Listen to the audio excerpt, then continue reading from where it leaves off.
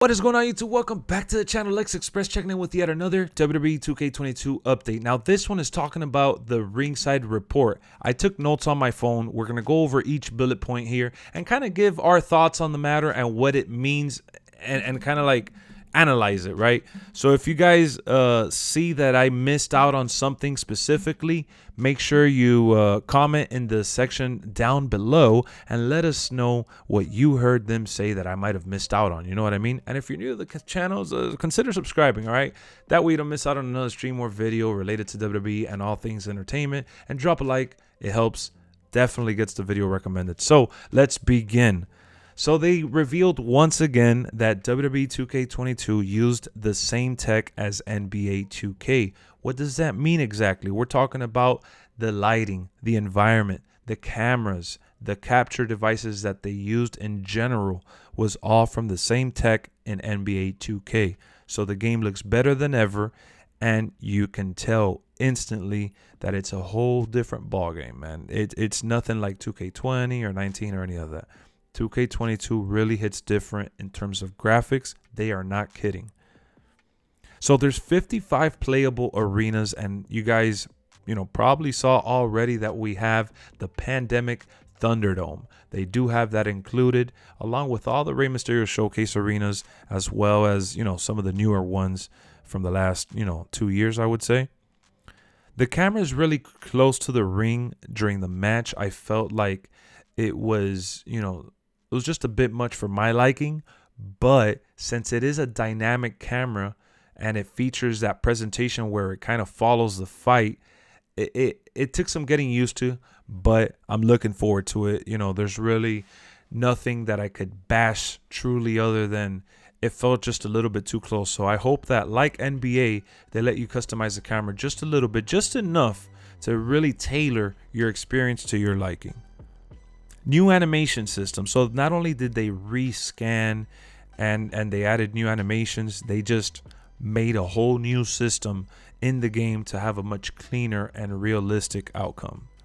Everything connects more precisely with the Havoc mode. They just basically did this massive overhaul, and they called it Havoc mode, where it's or Havoc engine, should I say, where it's for dynamic breaks in materials like the tables, the candlesticks, the ladders, and all that stuff. So we got a complete physics overhaul, and it all basically interconnects into this one whole brand new experience.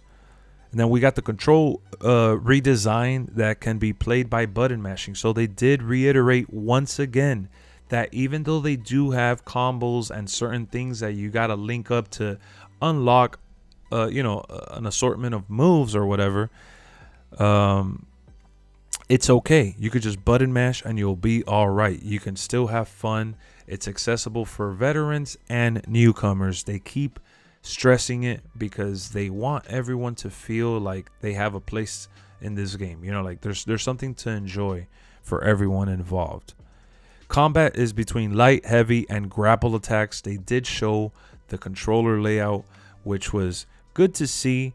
And at the end of the day, I'm all for change as long as it makes the gameplay better. So they said that the combos are not only easy to learn because it's like light, heavy, and grapple. Those are the attacks that you combine, and it basically sets up a move. So I think that sounds pretty easy. I want to see how it really plays out, because they also said that you can customize the combos to your liking. You could tailor your combo experience and, not really stress that you don't know the ones that they put in the game. There's a new defensive option when you're getting, when they're kicking your ass, for lack of better words.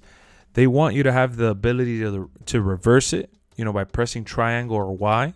They also want you to have the ability to break it. How do you break it?